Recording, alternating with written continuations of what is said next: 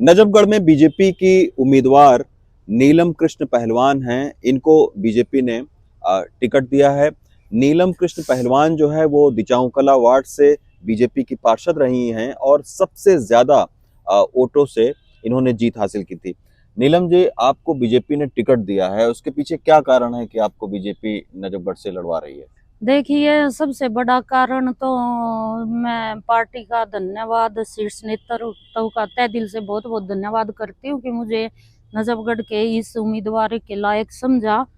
तो कारण सबसे पहला तो ये है कि हम 24 घंटे अपना एरिया में देते हैं, लोगों के काम करवाते हैं, और यही कारण है कि जो आज इतनी बड़ी जीत मुझे निगम में हासिल हुई थी उसका भी इफेक्ट पार्टी ने देखा।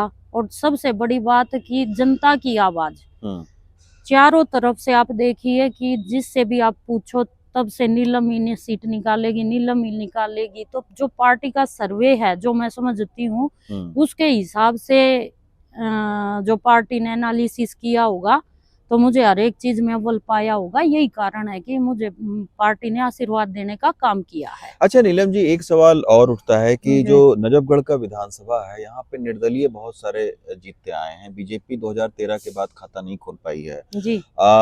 आपके जो देवर हैं भरत सिंह, वो भी निर्दलीय उम्मीदवार के तौर पर जीते थे। जी। तो आपको नहीं लगता है कि बीजेपी के टिकट से बेहतर आप निर्दलीय उम्मीदवार के तौर पर लड़ते? देखिए, ऐसा कुछ नहीं है रवीश जी।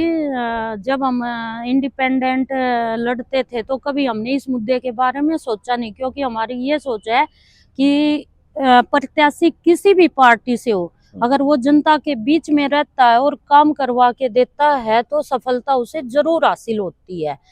और पहले हम इंडिपेंडेंट लड़ते थे, इस बार पार्टी से मैंने निगम का चुनाव लड़ा है और पार्टी ने मुझे आशीर्वाद दिया है।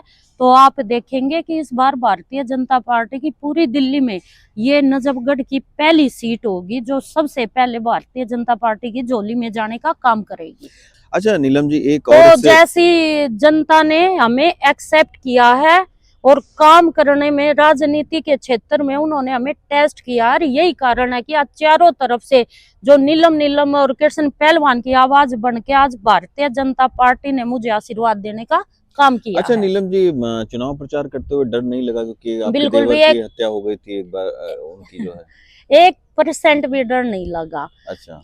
इंसान की जिंदगी और मौत उस परम पिता के हाथ में होती है। जितनी इंसान की सांसें लिख दी, इंसान उतनी सांसें लेगा, ना एक कम ना एक ज्यादा। और डर काहे का, जिस जनता का आशीर्वाद, जिस जनता का साथ एक आपका कवच बन के 24 घंटे आपके साथ काम करता है तो उसका साथ तो भगवान को भी देना पड़ता है। अच्छा, बस एक आखिरी सवाल ये है कि नजफगढ़ की समस्याएं बहुत हैं। अभी हमने देखा कि जाम लगता है, जलभराव होता है, उस तरीके से इसको अहमियत नहीं मिली जिस तरीके से इसको मिलनी चाहिए थी। देखिए, पिछले 10 सालों से काम, जब हम मेरा देवर हमारा परिवार विधानसभा में था तब नजफगढ़ में काम की लहर चली थी और उस काम की लहर के दौरान विकास पुरुष का दर्जा मेरे परिवार को मिला था। इसलिए जब वो टाइम निकल गया, केजरीवाल की सरकार आई, पिछले 10 सालों से नजफगढ़ की हालत बद से बदतर हो चुकी है। नजफगढ़ की दुर्दशा आप देख रहे हो, चारों तरफ से तराई तराई मची हुई है। कैलाश गहलोत यहाँ के विधायक थे, फिर उनको दूसरी जगह शिफ्ट कर दिया गया। आपको लगता है कि वो भी कहीं ना कहीं जिम्मेदार हैं? देखिए, बात केजरीवाल सरकार की है, कैलाश गहलोत जी विधायक थे, हम मानते हैं, सबको पता है उस टाइम पे। लेकिन जो काम करने की एक प्रक्रिया होती है वो दिल्ली सरकार से शुरू होती है, और दिल्ली सरकार अगर आपको अच्छा बजट देगी, अच्छा काम करने का मौका देगी तो हर नेता काम करवाता है। आप अब देखेंगे कि निगम हमारी होगी, निगम के पार्षद हम होंगे, एमपी हमारा है, बीच की ये जो लीड विधानसभा की है ये हमारी होगी। तो नजफगढ़ के जितने भी मुद्दे हैं, कोई भी मुद्दा ऐसा रुकेगा नहीं कि अगले 5 सालों में नजफगढ़ को बोलने की जरूरत पड़ेगी।